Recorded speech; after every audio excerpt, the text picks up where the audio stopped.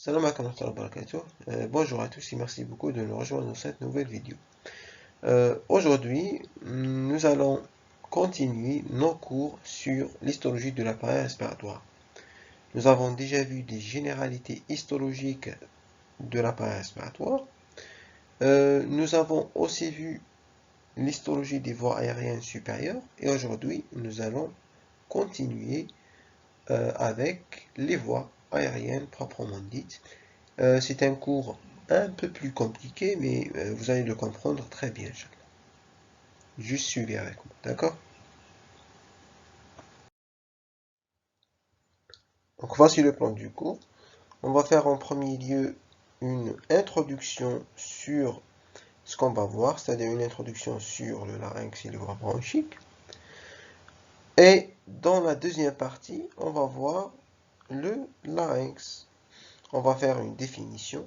On va étudier les caractéristiques structurales, essentiellement la muqueuse et la sous-muqueuse de l'épiglotte et des cordes vocales vraies et des cordes vocales fausses, et l'histophysiologie du larynx, essentiellement du larynx et secondairement de l'épiglotte.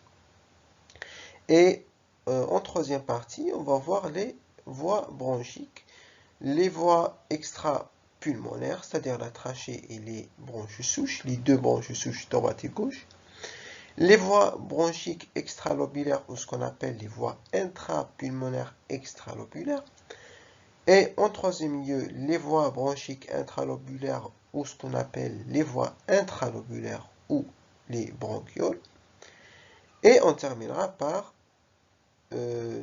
étudier l'histophysiologie des voies bronchiques, qui est un chapitre très important, ou une partie très importante.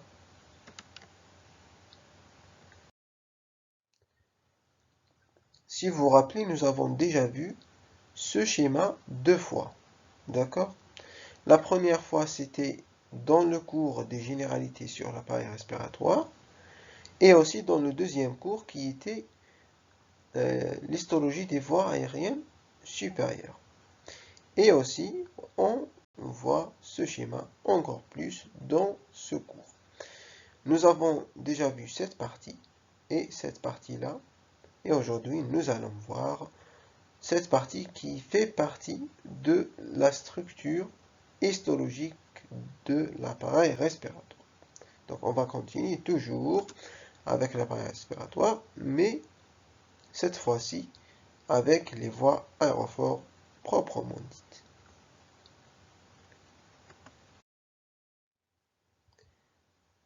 Je vous rappelle toujours que l'appareil respiratoire est constitué de voies aériennes supérieures, on l'a déjà vu, des voies aérophores proprement dites qu'on va voir aujourd'hui, et des poumons et de la plèvre. Ce qu'on va voir aujourd'hui, c'est les voies aérophores proprement dites, c'est-à-dire le larynx, la trachée et les voies bronchiques.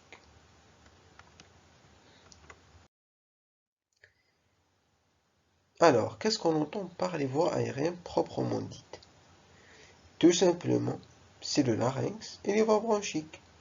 Le larynx, on va voir sa définition, ses caractéristiques structurales et l'histophysiologie du larynx. Et les voies bronchiques sont tout simplement la trachée, les bronches souches, les voies bronchiques extralobulaires, les voies bronchiques intralobulaires, et on terminera par l'histophysiologie. Donc tout simplement, les voies aériennes proprement dites sont le larynx et les voies bronchiques.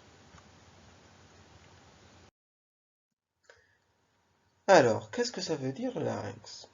Ça, c'est un rappel pour vous, pour que vous puissiez comprendre par la suite, quand on parlera de l'histologie du larynx. D'accord?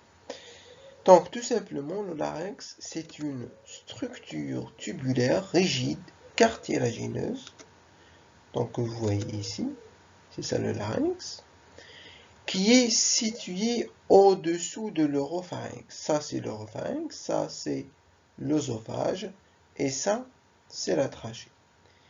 Le larynx est situé au-dessous de l'oropharynx et il est accolé à la face antérieure de l'œsophage. Et il fait la jonction entre le pharynx, qui est cette structure-là, et la trachée, qui est cette structure-là. D'accord? Donc, le larynx relie le pharynx et la trachée. Relie le pharynx à la trachée. D'accord? Le larynx, c'est l'organe de la phonation et il obture les voies respiratoires pendant la déglutition et ce grâce à ce qu'on appelle l'épiglotte que vous voyez ici. D'accord? L'épiglotte, tout simplement, est une sorte de lame en forme de cuillère dont l'armature est constituée exclusivement de cartilage élastique. D'accord? C'est le seul élément de l'appareil respiratoire qui est constitué de cartilage élastique. Hein? D'accord? Et lors de la déglutition, l'épiglotte permet l'obstruction des voies respiratoires pour empêcher le bol alimentaire de passer par là. Et en cas de défaut de ce système, la personne fera ce qu'on appelle une fausse route. D'accord?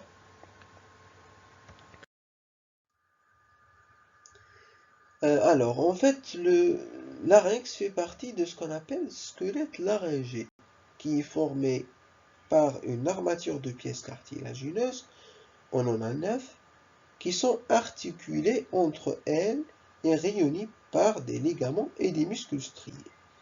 On va voir tout ça. Cette armature est tapissée à l'intérieur par une muqueuse.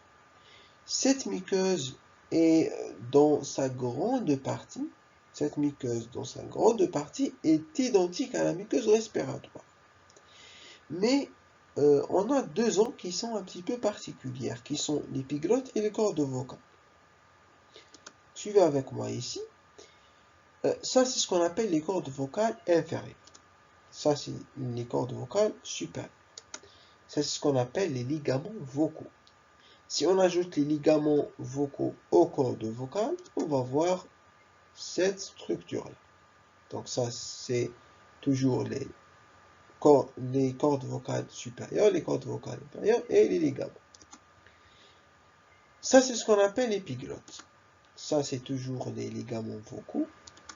Ça, c'est ce qu'on appelle la rétinoïde qui est un cartilage. Donc, c'est tout simplement un cartilage qui s'appelle la rétinoïde. Si on ajoute ça à ça, à ça, on va avoir cette structure. Si on ajoute tout ça à tout ça, on va avoir cette structure. C'est toujours, ça c'est ce qu'on appelle l'épiglotte, ça ce sont les cordes vocales supérieures, ça ce sont les cordes vocales inférieures, ça c'est toujours les ligaments vocaux, et ça c'est le cartilage, c'est ce qu'on appelle la rétinoïde. On a une rétinoïde gauche et une rétinoïde droite. Si on ajoute le larynx à cette structure-là, on va avoir ça. Donc ça c'est le larynx. D'accord? Ça, c'est ce qu'on appelle une armature de pièces cartilagineuses. Ça, c'est les muscles et les ligaments striés laryngés. Si on ajoute ça, à toutes ces structures-là, on va voir cette belle structure qu'on appelle communément le larynx pour faciliter la tâche. D'accord? Donc ça c'est le larynx, ça c'est la trachée. Hein. Donc ça c'est toujours l'épiglotte, ça c'est l'armature de pièces cartilagineuses ou ce qu'on appelle squelette laryngé tout simplement. Ça ce sont les cordes vocales supérieures, ça c'est le corde vocal inférieur. Donc je pense que vous avez bien compris la structure du larynx.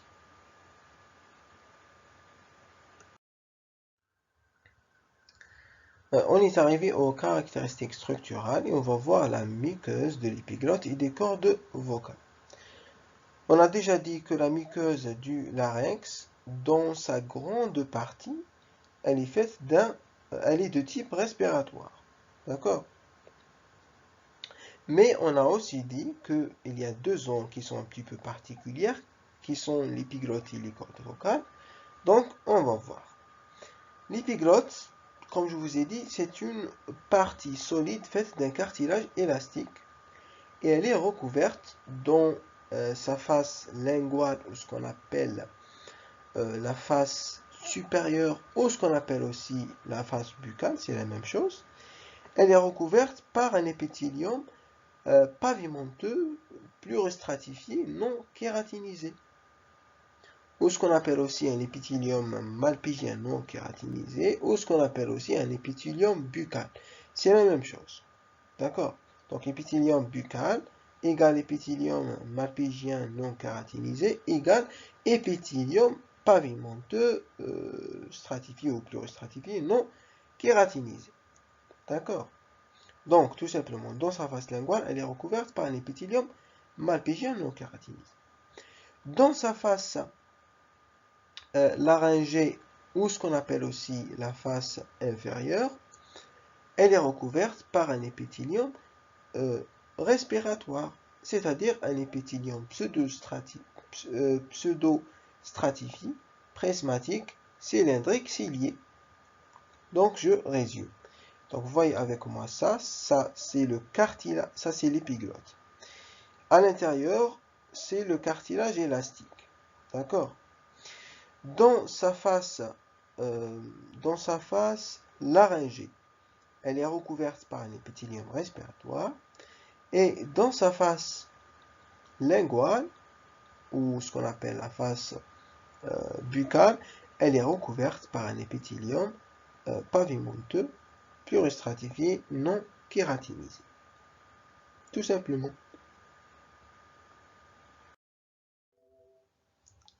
Ça, c'est juste pour que vous compreniez encore la structure de l'épiglotte, la structure histologique. Donc, l'épiglotte, c'est ce que vous voyez ici en violet. C'est ça l'épiglotte. Donc, je vous ai dit que l'épiglotte est recouverte dans sa face antérieure, ce qu'on appelle la face buccale, par un épithélium malpigien non kératinisé. Mais en fait, non seulement dans sa face antérieure. Elle est aussi recouverte par cet épithélium malpigien non kératinisé dans le bout de la face postérieure. Donc la formation intégrale, c'est ça. C'est que l'épiglotte est recouverte dans sa face antérieure, plus le bout de la face postérieure, donc dans sa face antérieure, plus le bout de la face postérieure, par un épithélium malpigien non kératinisé. Et dans la portion inférieure de la face postérieure, ou ce qu'on appelle la face laryngée, donc dans la portion inférieure de la face, dans la portion inférieure de la face postérieure, elle est recouverte par un épithélium respiratoire. D'accord? Donc c'est ça l'information intégrale. Donc, mais ne vous embêtez pas donc avec tout ça. Juste, il faut que vous rappeliez de ça. C'est que l'épiglotte est recouverte dans sa face buccale par l'épithélium malpigien donc kératinisé et dans sa face laryngée par l'épithélium respiratoire.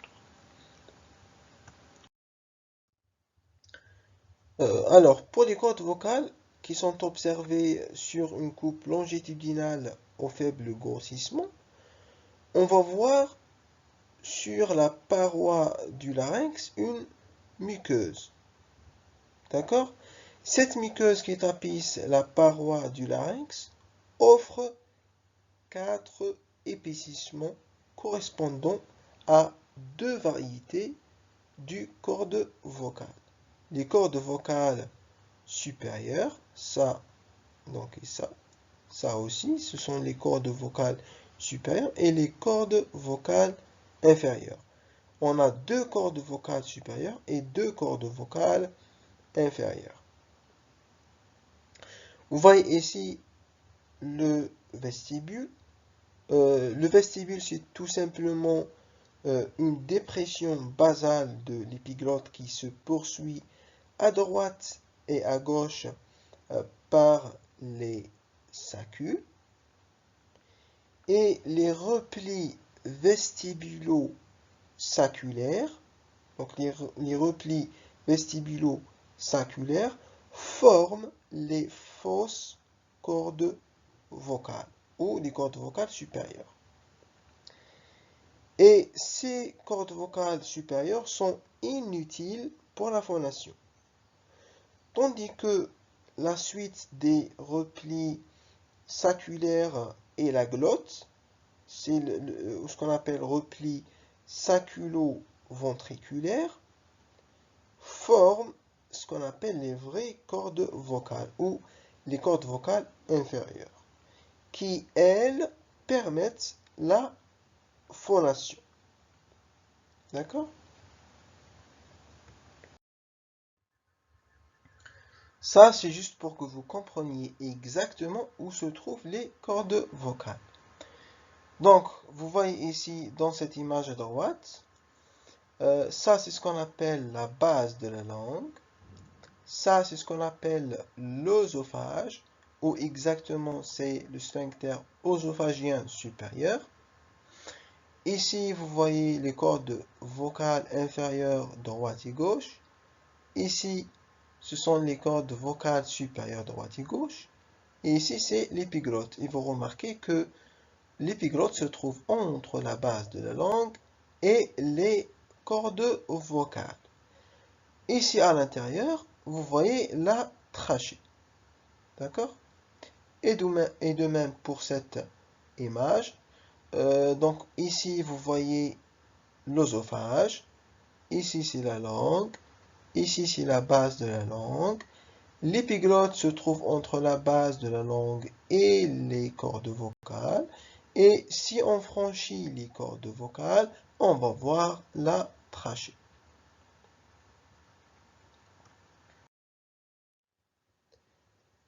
Alors, cette coupe est primordiale à comprendre. Elle est très très importante. C'est une coupe longitudinale du larynx. On va voir sur cette coupe des bandelettes ventriculaires. Ce sont tout simplement les cordes vocales supérieures qui sont en retrait par rapport aux cordes vocales inférieures. On va voir à ce niveau-là un épithélium respiratoire et de même donc à ce niveau-là. Ça, c'est ce qu'on appelle le ventricule de Morgani. Vous le voyez ici. Il est entre les cordes vocales supérieures et les cordes vocales inférieures. On va voir des glandes laryngées à ce niveau-là et à ce niveau-là. On va voir aussi les cordes vocales inférieures, ici et ici. On va voir un épithélium malpigien, surtout au niveau des cordes vocales inférieures. On va voir aussi les ligaments vocaux, donc ici et ici. Et on va voir les muscles vocaux, ici et ici. Et aussi le cartilage réal.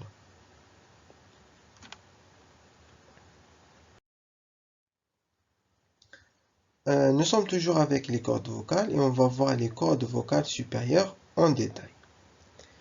Donc, les cordes vocales supérieures que vous voyez ici, on les appelle aussi les bandelettes ventriculaires ou les fausses cordes vocales. Donc, si vous entendez parler des bandelettes ventriculaires ou les fausses cordes vocales, c'est tout simplement, ce sont les cordes vocales supérieures. Elles sont, comme vous voyez ici, elles sont en retrait par rapport aux cordes vocales inférieures. Il s'agit de simples replis de la muqueuse sur une saillie conjonctivo-fibreuse. Donc ce sont de simples replis de la muqueuse comme vous voyez ici, simple repli de la muqueuse sur une saillie conjonctivo-fibreuse.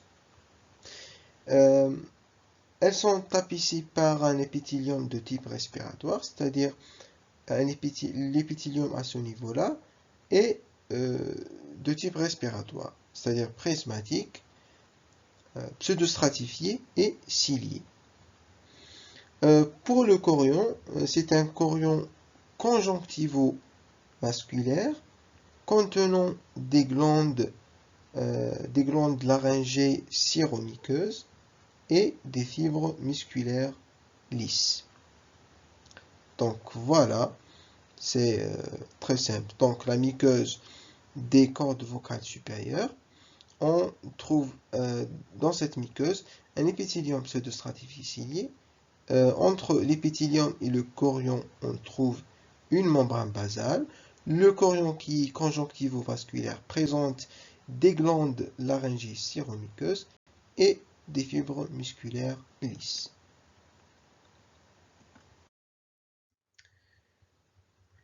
Pour les cordes vocales inférieures, donc vous voyez ici les cordes vocales inférieures. Ici, vous voyez les cordes vocales inférieures droite et gauche. Là, c'est la muqueuse des cordes vocales inférieures. Et c'est toujours ça. Là, c'est les cordes vocales inférieures. Donc, on les appelle aussi les cordes vocales vraies ou plis vocaux. Donc, si vous entendez parler des cordes vocales vraies ou plis vocaux, ce sont tout simplement les deux cordes vocales inférieures. Elles sont au contact des aliments et elles assurent la phonation. Donc, les cordes vocales inférieures sont responsables de la phonation, alors que les cordes vocales supérieures n'ont aucun rôle dans la phonation. Ces cordes-là limitent une fente, c'est ce qu'on appelle la glotte. Elle est de 2,4 cm de longue sur 1,4 cm de large à pleine ouverture. Elles sont des replis de la muqueuse sur une saillie du ligament vocal fibroélastique. Donc ce n'est pas comme les cordes vocales supérieures qui sont donc de simples replis de la muqueuse sur une saillie conjonctivo-fibreuse. Alors là, ce sont des replis de la muqueuse sur une saillie du ligament vocal fibroélastique. L'épithélium à ce niveau-là est de type pharyngé, ou ce qu'on appelle, donc c'est la même chose, type pharyngé ou malpigien ou épidermoïde, c'est la même chose. C'est tout simplement un épithélium pavimenteux, stratifié, non kératinisé. Le chorion à ce niveau-là est riche en fibres élastiques et renferme des formations lymphoïdes avec de nombreuses glandes tubulo-acineuses mixtes. Et il est riche aussi, c'est ça le plus important, qu'il est riche en fibres élastiques. Et donc, on voit ici une absence de vaisseaux lymphatiques. Donc, vous voyez ici, donc, si on résume, donc vous voyez ici la muqueuse des cordes vocales inférieures. Donc, vous voyez ici l'épithélium qui est de type malpigien, c'est-à-dire épithélium pavimenteux stratifié non kératinisé, qui est séparé du chorion par une membrane basale. Le chorion présente des ligaments, des glandes tubulo-acineuses mixtes avec des fibres élastiques. Et vous voyez ici le ligament vocal.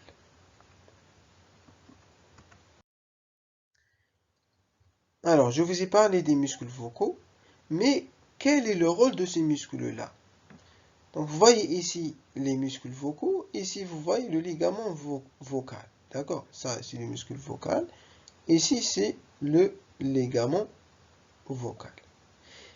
Le ligament vocal, je vous ai dit qu'il est formé de fibres élastiques, c'est très important, alors que le muscle vocal est constitué par des fibres musculaires striées squelettiques qui se disposent parallèlement aux ligaments vocaux. Quel est le rôle de ces muscles-là? Donc les muscles vocaux régularisent la tension des cordes vocales et de ces ligaments.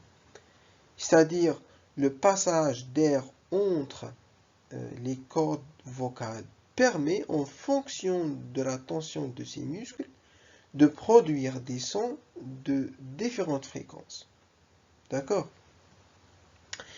Et entre les bandes ventriculaires et les cordes vocales, donc si on dit cordes vocales sans dire supérieure ou inférieure, ça veut dire que systématiquement ce sont les cordes vocales inférieures.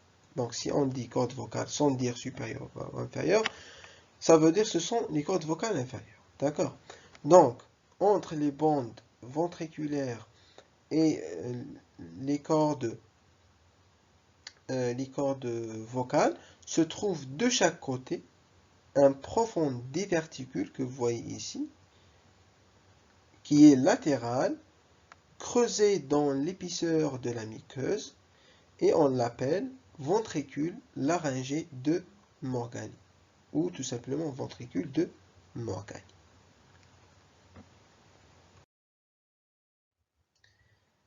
Alors, pour la sous-muqueuse, c'est très simple, ça n'insiste pas beaucoup d'explications.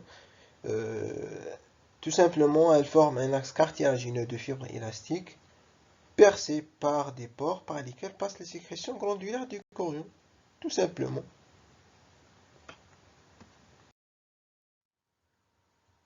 Pour l'histophysiologie du larynx, elle est très importante et très simple. Alors, pour l'épiglotte, donc normalement vous connaissez l'épiglotte, c'est ça l'épiglotte. Elle est derrière la base de la langue. Ça, ce sont les deux cordes vocales. Donc les deux cordes vocales, donc vous le voyez ici, sont les cordes vocales supérieures ou inférieures? Inférieures, très bien. Donc ce sont les cordes vocales inférieures. Ça, c'est l'arythénoïde. C'est le cartilage qui joue un rôle essentiel dans la phonation, avec bien sûr les cordes vocales. Donc, vous allez voir l'épiglotte qui joue un rôle au cours de la déglutition en fermant l'orifice pharyngien de larynx. Voilà comment elle joue un rôle dans la déglutition. Pour les cellules ciliées caliciformes et les glandes lymphoïdes, elle assure la protection et l'humidification des voies aériennes supérieures. Pour le cartilage, donc vous allez voir ici la déglutition plus ou moins réelle. On voit la déglutition. Pour le cartilage laryngé, essentiellement, comme je vous ai dit, essentiellement le cartilage arythénoïde qui joue un rôle dans la phonation grâce à sa mobilisation. Donc voilà la mobilisation du cartilage arythénoïde avec la mobilisation des voies, des cordes vocales. Donc vous allez voir ici donc l'air qui passe des poumons vers la bouche et vers l'extérieur pour produire le son. Donc voilà, ça c'est l'air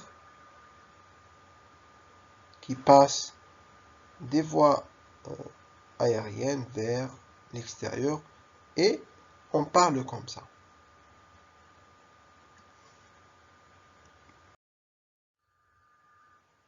Alors là, vous allez voir réellement l'épiglotte et la base de la langue. Vous allez voir les cordes vocales et une personne qui chante pour vous. Nous avons déjà dit que l'épiglotte est faite de cartilage élastique. Donc voilà, ça c'est la base de la langue, ça c'est l'épiglotte. Elle est faite de cartilage élastique. D'accord? Ça, donc ça, ce que vous voyez ici, ce sont les cordes vocales supérieures qui sont en retrait par rapport aux cordes vocales inférieures. Donc voilà, ça, ce sont les cordes vocales supérieures. On a déjà vu l'histologie des cordes vocales supérieures et des cordes vocales inférieures ou vraies cordes vocales. Ça, c'est la trachée à l'intérieur. Voilà les cordes vocales supérieures et inférieures. Ça, c'est l'épiglotte.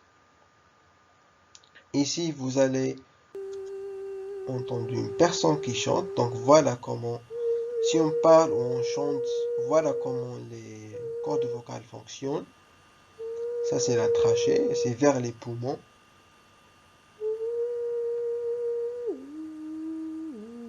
Voilà comment les cordes vocales inférieures donc fonctionnent.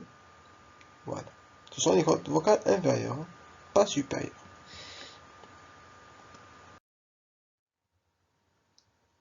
Donc, on a terminé avec le larynx et on a vu l'épiglotte et les cordes vocales.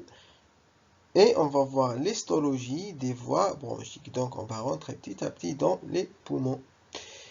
Donc, pour les voies bronchiques, qu'est-ce qu'on va étudier en général? Donc, on va étudier les voies extrapulmonaires, la trachée et les bronches souches. On va faire une définition et on va étudier les caractéristiques structurales, la muqueuse, la sous-muqueuse et l'adventice. Ensuite, les voies bronchiques extralobulaires ou ce qu'on appelle les voies intrapulmonaires extralobulaires. On va voir la muqueuse, la sous-muqueuse et l'adventice. Et aussi les voies bronchiques intralobulaires, c'est ce qu'on appelle les voies intralobulaires ou bronchioles. On va voir donc les bronchioles proprement dites et les bronchioles terminales et les bronchioles respiratoires. Et on terminera par l'histophysiologie. Donc les voies bronchiques, on a trois voies. On a des voies extrapulmonaires qui ont un calibre de 10 mm, qui sont la trachée et les bronches souches. On a les voies bronchiques extralobulaires qui ont un calibre de 1 à 10 mm, qui sont les grosses bronches qui ont un calibre de 5 à 10 mm.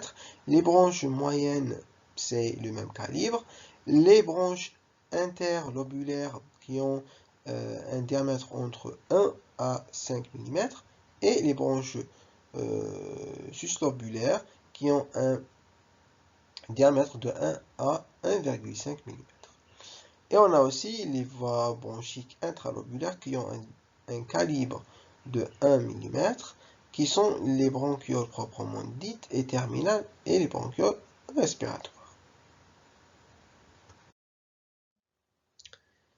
Alors, pour la trachée et les bronches souches qui sont des voies extrapulmonaires, comment on va définir la trachée? Donc, la trachée fait suite au larynx. Donc, vous avez ici le larynx. La trachée fait suite au larynx et elle se divise en deux branches.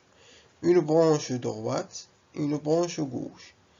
La branche gauche est plus horizontale que la branche droite. La trachée est une succession, comme vous voyez ici, est une succession d'anneaux trachéaux incomplets à ouverture dorsale et ces anneaux-là sont constitués de cartilage hyalin et unis entre eux par des ligaments annulaires qui est un tissu fibroélastique raccordé au péricontre.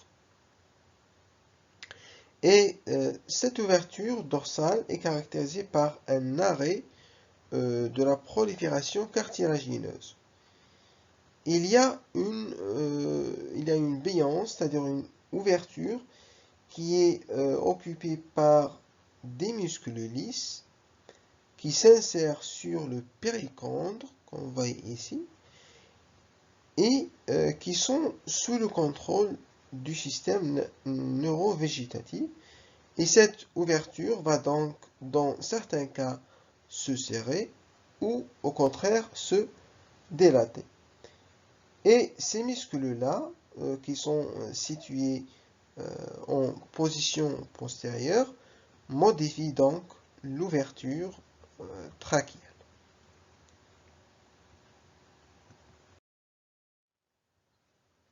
Alors, la paroi de la trachée et des branches souches, des deux branches souches droite et gauche, et aussi les voies extralobulaires présentent une texture donc commune aux trois tuniques.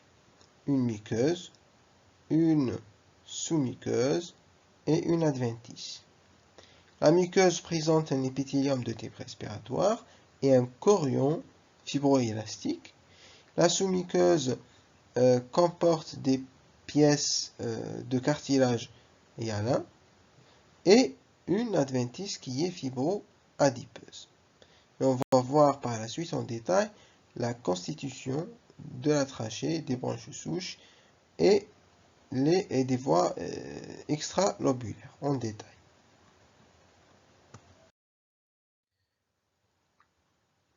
Cette image, c'est pour vous montrer la position de l'œsophage par rapport à la trachée.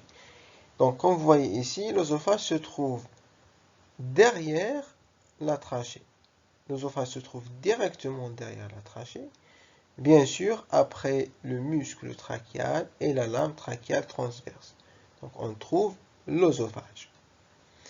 Bien sûr, comme je vous ai dit, la trachée est constituée d'une muqueuse, sous-muqueuse et une adventice. La sous-muqueuse, elle comporte le cartilage hyalin. On va voir tout ça en détail.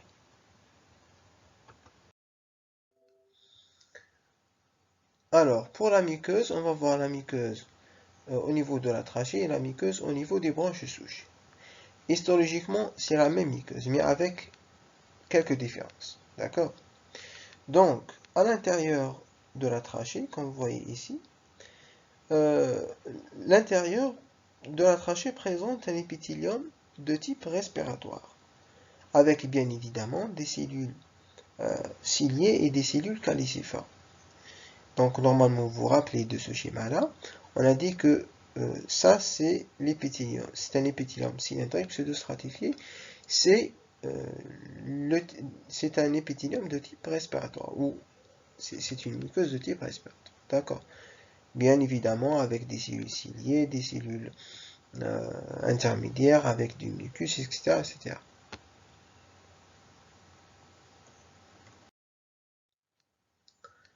Puis il y a le chorion sous-jacent, qui est un tissu conjonctif très vascularisé qui présente des glandes mixtes siro-muqueuses, qui sont présentes dans pratiquement tout l'arbre respiratoire.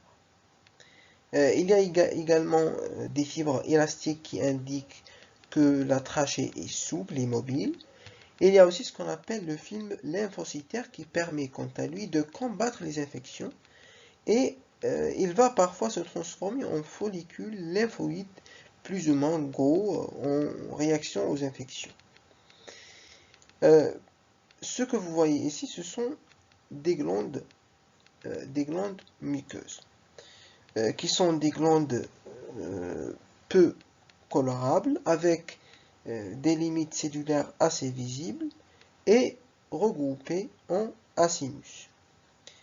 À l'inverse, donc ça, ce sont les glandes muqueuses.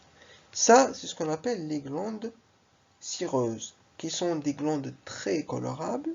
À l'inverse des glandes muqueuses, les glandes cireuses sont des glandes très colorables, présentant des grains de zymogènes dans leurs cellules et un noyau rond situé en périphérie.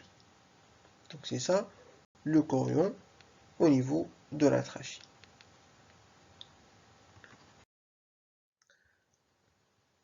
Alors, vous savez que la trachée se divise à sa partie inférieure en deux branches souches, droite et gauche, mais de calibre inférieur à celui de la trachée.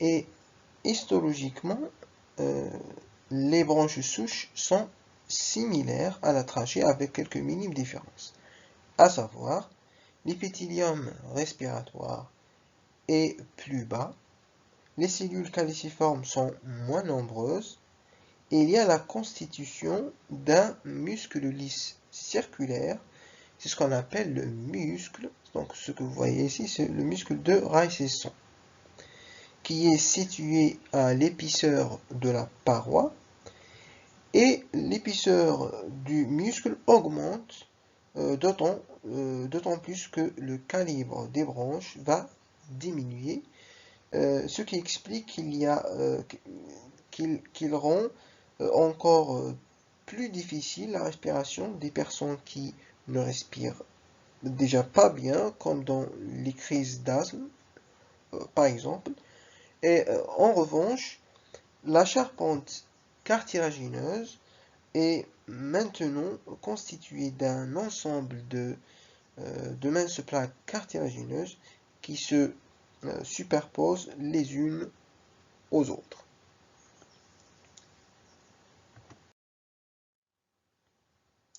On a vu la muqueuse et on va voir maintenant la sous-muqueuse au niveau de la trachée et ensuite au niveau des branches souches. Donc la muqueuse au niveau de la trachée, elle est convexe dans sa partie antérieure et elle est subdivisée en une zone interne et une zone externe. La zone interne, elle est conjonctivo-glandulaire et la zone externe comporte un arc cartilagineux en forme de fer à cheval.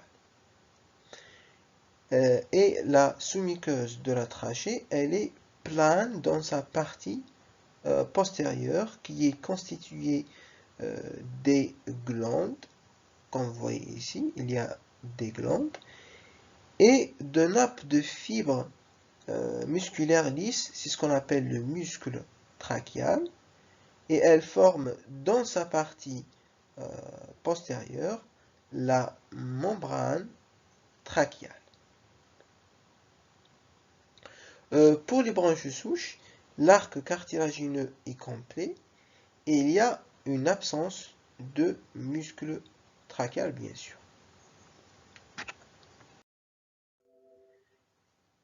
Ici, vous avez une coupe qui vous montre la trachée dans sa portion antérieure. Et ici, c'est une coupe qui vous montre la trachée dans sa portion postérieure.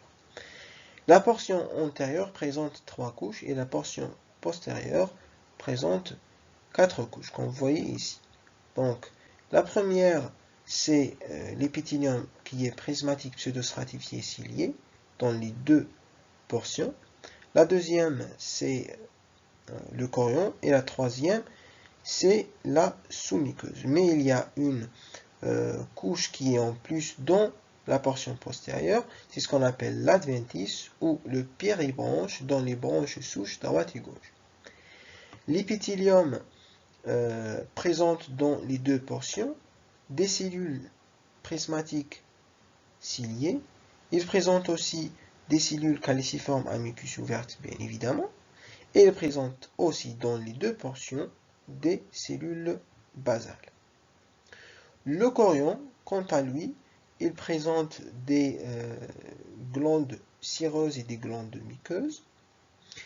Et la sous-muqueuse présente dans la portion antérieure un cartilage hyalin et dans la portion postérieure le muscle, les fibres musculaires. Ici, vous voyez le muscle trachéal. Pour l'adventice, il présente des capillaires sanguins.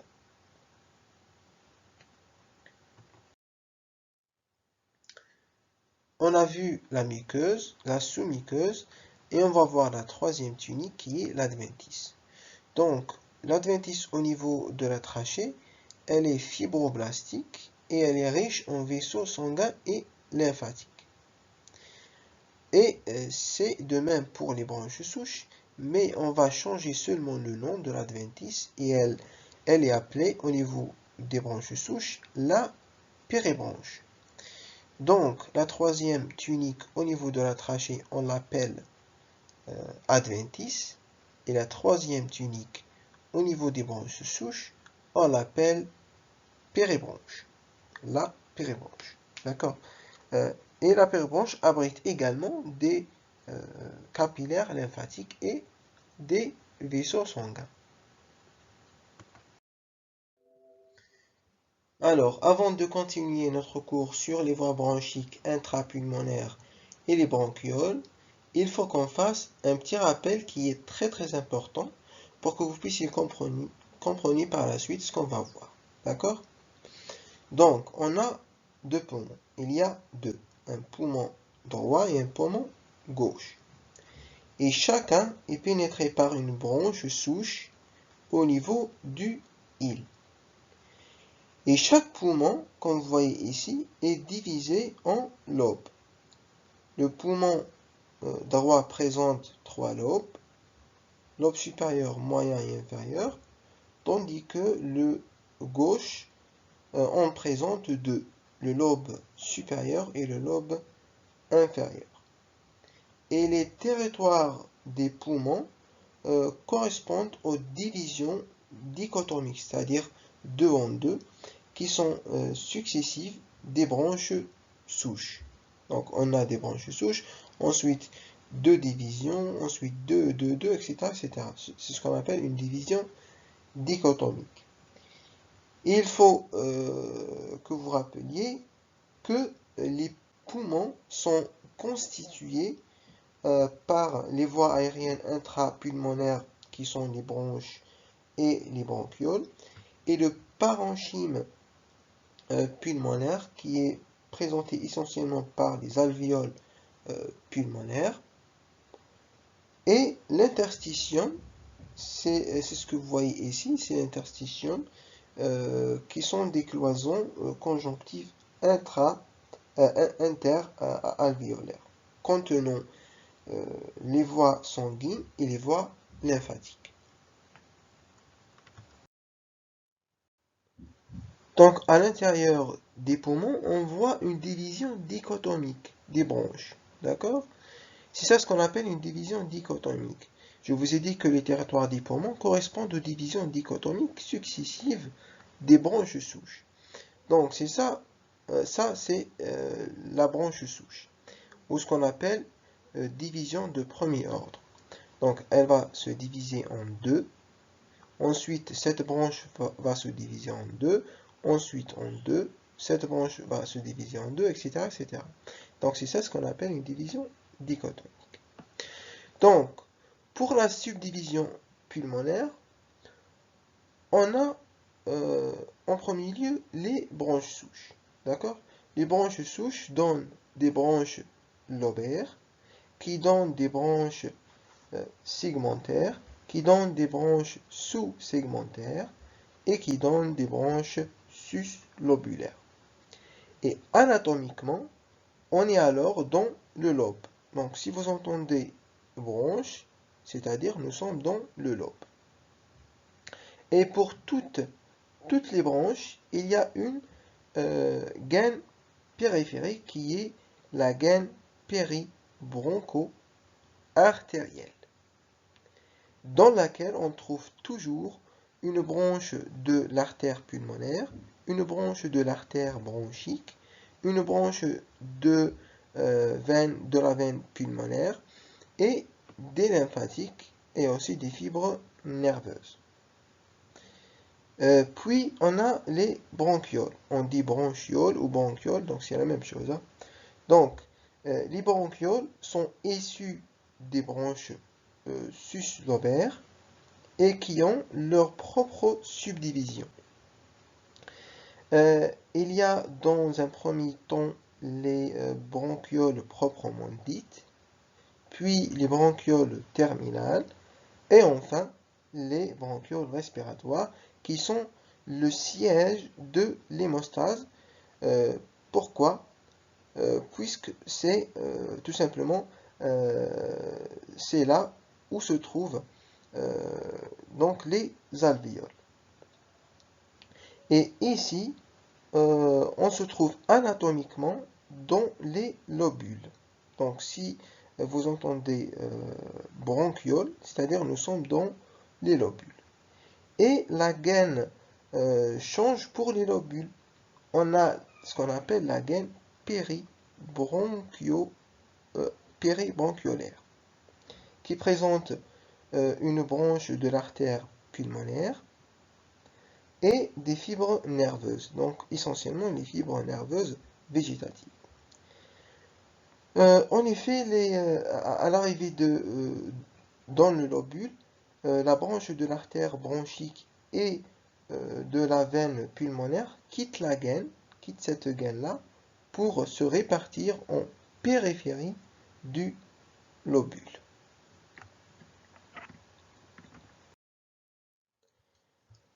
Maintenant, normalement, vous avez compris la subdivision pulmonaire. Donc, alors, nous pouvons continuer notre cours. Donc, on est arrivé aux voies bronchiques extralobulaires.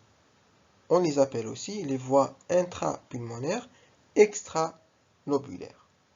Il y en a 4. Il y a les branches de gros calibre, ou ce qu'on appelle les branches lobaires. Il y a les branches de moyen calibre, on l'appelle les branches segmentaires. Il y a aussi les branches de petit calibre, on l'appelle les branches interlobulaires ou branches sous-segmentaires. Et enfin, on a les branches suslobulaires. Et tous ces branches-là présentent, donc dans leur paroi, elles présentent une muqueuse qui présente quant à elle un épithélium et un chorion.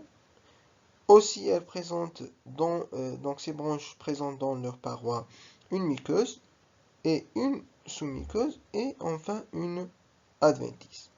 On va voir tous ces tuniques-là en détail.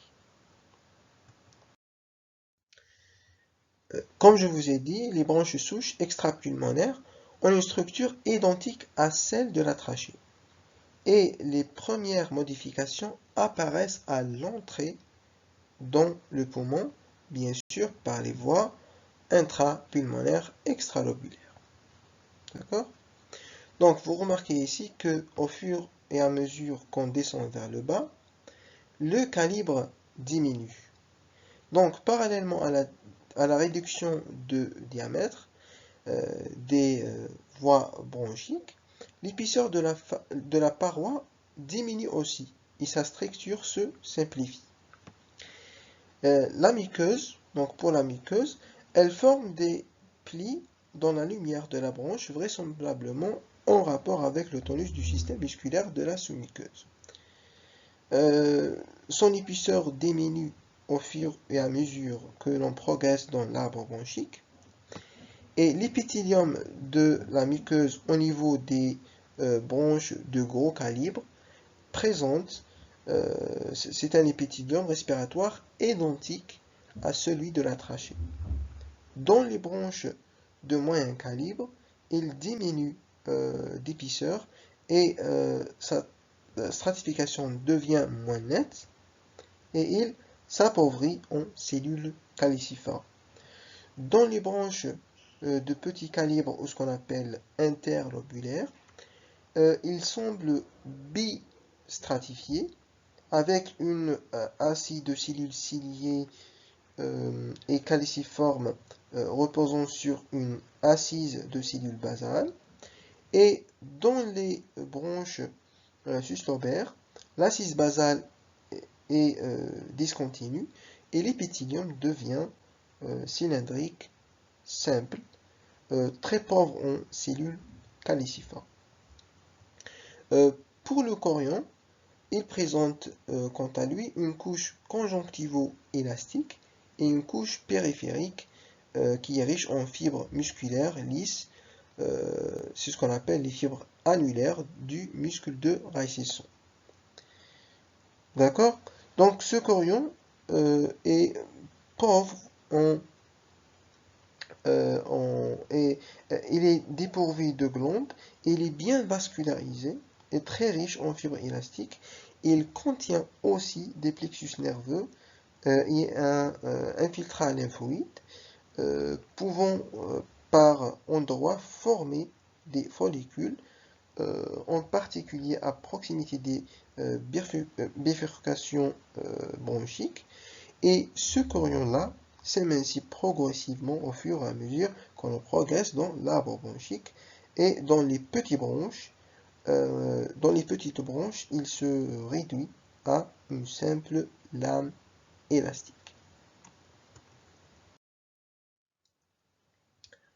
Pour la sous-muqueuse des voies bronchiques extralobulaires, elle présente deux couches, une couche interne et une couche externe. Ça, c'est la couche interne et ça, c'est la couche externe. La couche interne, elle est conjonctivo-glandulaire avec des glandes mixtes. Ce sont les glandes séromuqueuses. Et la couche externe, elle est fibroélastique et elle renferme un squelette cartilagineux. C'est ce que vous voyez ici et ici. Ici, c'est du cartilage, il y en a. D'accord? Donc la couche externe, elle renferme un squelette cartilagineux hyalin en forme d'arco complet dans les grosses branches, d'arco incomplet dans les branches moyennes ou ce qu'on appelle des pièces arquées, et de petits points ou ce qu'on appelle des nodules dans les petites branches. Donc le cartilage se présente essentiellement dans les bien sûr dans la trachée et les voies et les branches souches, et aussi dans l'étage lobaire, mais on ne trouve pas du cartilage dans l'étage lobulaire. D'accord? Donc il n'y a pas de cartilage dans l'étage lobulaire. Quant à l'adventice des voies bronchiques extralobulaires, elle est conjonctivo-élastique. Elle est formée, c'est ça l'adventice, d'accord? Ça, elle se trouve à l'extérieur. C'est ça l'adventice. Donc elle est formée de lames fibreuses adhérentes au cartilage et de tissus conjonctifs fibro-adipeux, reliant la bronche au parenchyme pulmonaire. Et cet espace-là, c'est-à-dire l'adventice, renferme des vaisseaux sanguins et lymphatiques homologues, ainsi que des plexus nerveux et aussi des lymphoïdes.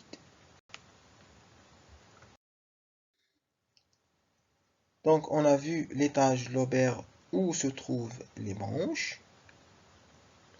Et on va voir maintenant l'étage lobulaire où se trouvent les bronchioles. D'accord? Les bronchioles ne possèdent ni armature cartilagineuse, ni glande. Mais en revanche, le muscle de Reichhausen, c'est le composant important de la paroi des bronchioles. D'accord? C'est pas comme ici. Ici, on trouve de pièces cartilagineuses. Mais ici, il n'y a ni cartilage, ni armature cartilagineuse, ni glande. D'accord? Donc, on va voir. Pour les voies bronchiques intralobulaires, ou ce qu'on appelle les voies intralobulaires ou bronchioles, on a trois niveaux. Donc, on a les bronchioles proprement dites, ensuite les bronchioles terminales, et enfin les bronchioles respiratoires. Et comme je vous ai dit, leur paroi est dépourvue de cartilage et de glande. Donc il n'y a pas de cartilage, il n'y a pas de glande. Et le muscle de Reichhausen, c'est le composant le plus important de la paroi des bronchioles.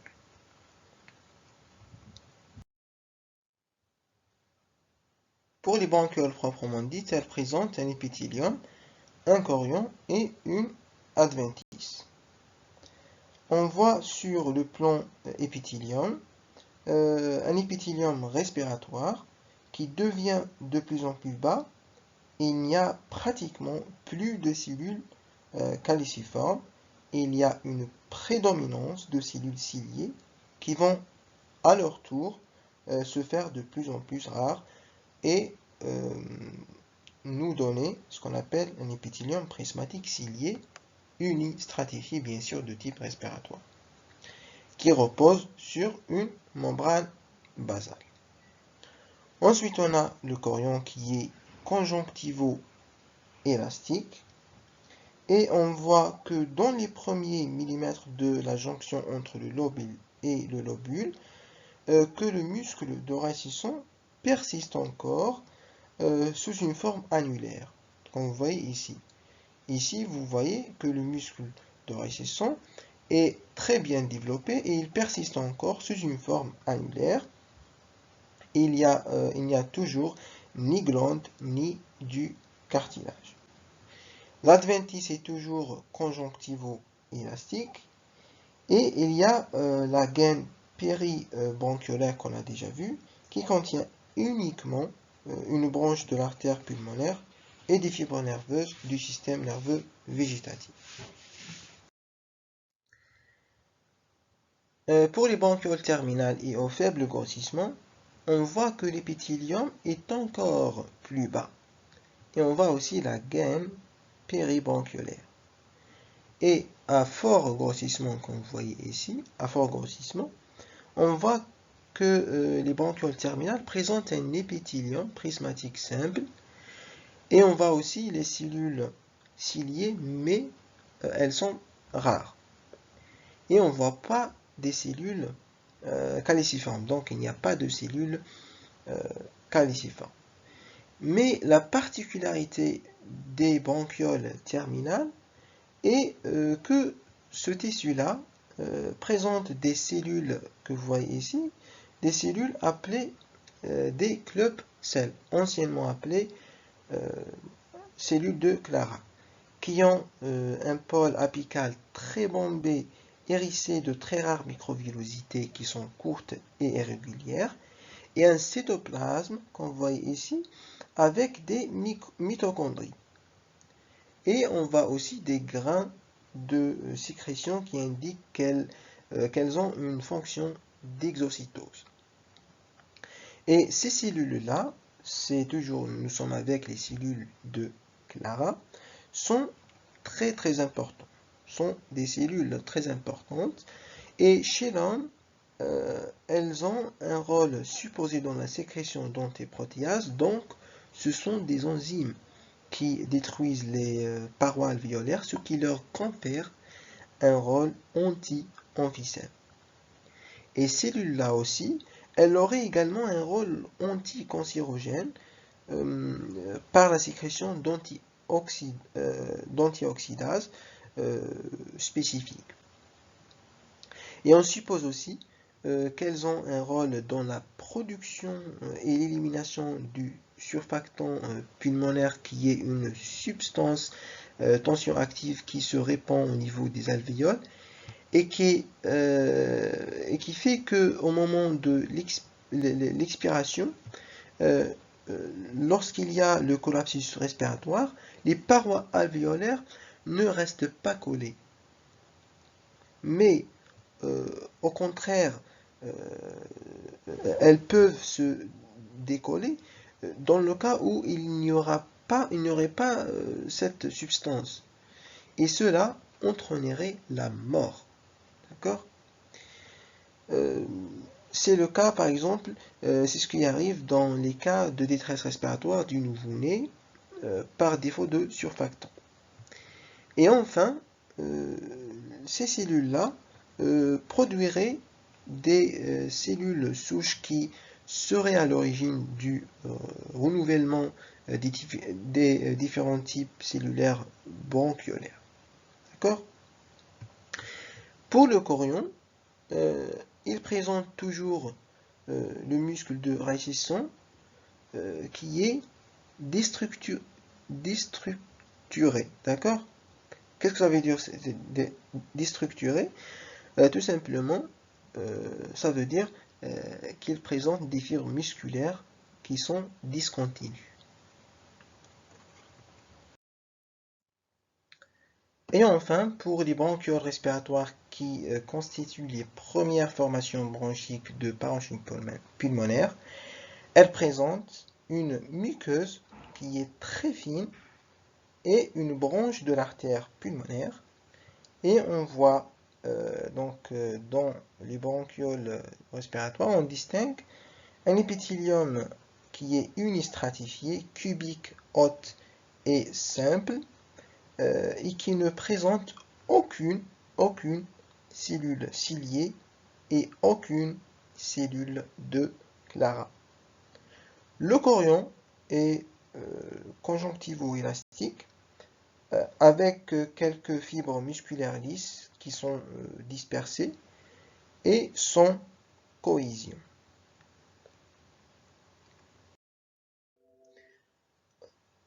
On est arrivé à la dernière partie de notre cours qui est l'histophysiologie des voies bronchiques. Bien évidemment, le transport de l'air au cours de la respiration est assuré par les voies bronchiques. Et pour cela, les plus grosses de ces voies sont maintenues ouvertes par un squelette cartilagineux. Il y a aussi les cellules ciliées et les cellules cylindriques qui assurent l'épuration et l'humidification et le nettoyage bronchique. Il y a aussi des mécanismes qui sont mis en jeu pour assurer la défense immunitaire et microbienne. Et ces mécanismes-là sont présentés par la capture et le rejet des particules piégées par le film mycociliaire recouvrant l'épithélium et fonctionnant comme un tapis roulant à la vitesse de l'ordre de 1 cm par minute en direction du pharynx. Et à ce niveau, le mucus chargé de poussière et de débris variés va être basculé dans les voies digestives et il va être avalé et il sera digéré. D'accord? Le deuxième mécanisme, c'est la production de lysosomes. C'est ce qu'on appelle les enzymes bactéricides, c'est-à-dire qui tuent les bactéries par les cellules séreuses des glandes mixtes de la sous-muqueuse. Bien sûr, la sécrétion d'anticorps par les lymphocytes et les plasmocytes du chorion produisent en particulier des IgA, qui sont des immunoglobulines A, en quantité variable selon la qualité de l'air inspiré, et ils vont assurer ainsi l'épuration et la défense immunitaire et microbienne dans les voies bronchiques. Et aussi, il y a une modification de l'air inhalé, c'est-à-dire il y aura une épuration et un réchauffage et une humidification de l'air inhalé. Ici, vous allez voir la trachée. Comment on va rentrer dans la trachée? Vous allez voir réellement donc la trachée. Ça, c'est les deux cordes vocales, supérieure et inférieure. Ici, c'est la trachée. Ça, c'est le muscle trachéal. Ça, c'est le muscle trachéal. Ça, ce sont les anneaux cartilagineux. Ici, c'est les deux branches souches qui sont séparées par une carène. D'accord? Donc, c'est ça. La trachée, c'est à l'intérieur. Ensuite, ça, on est rentré dans la branche souche. Oui, on est rentré dans la branche souche et on va avoir des autres branches qui sont divisées d'une manière dichotomique. En ce qui concerne le muscle trachéal, il intervient essentiellement dans la maintenance du calibre, c'est-à-dire la variation du calibre, et il règle le débris aérien. Vous avez vu le muscle trachéal. Donc, son rôle essentiel, c'est la maintenance du calibre et le réglage du débit aérien. On a aussi le cartilage bronchique qui assure la maintenance de la béance, c'est-à-dire l'ouverture des voies bronchiques, et cela est assuré par le cartilage. Le muscle de récession, il assure deux fonctions. Il assure le contrôle du diamètre de la lumière bronchique, mais il ne faut pas considérer le muscle de récession comme l'homologue du muscle trachéal. Bien sûr, du fait que sa situation dans la paroi. D'accord? Le muscle trachéal se situe dans la trachée et le muscle de récession se situe dans les autres niveaux des voies aériennes. Et il est responsable aussi des spasmes bronchiques. Pour le dispositif élastique, il joue un rôle dans le mécanisme respiratoire et il maintient l'ouverture des bronches extralobulaires et les bronchioles. Donc je vous remercie pour votre attention. Je sais que ce cours était un petit peu plus ou moins difficile, mais j'espère que vous avez bien compris le cours et à bientôt.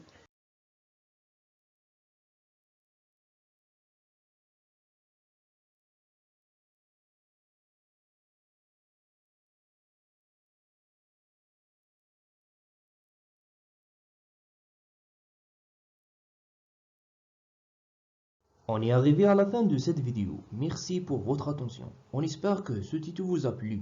Si c'est le cas, n'hésitez pas de s'abonner. Et bien sûr de partager cette vidéo avec vos amis, afin que l'on puisse continuer à développer cette chaîne. Vous trouvez aussi le cours au format PDF dans la description de la vidéo. Merci et à bientôt. Salam!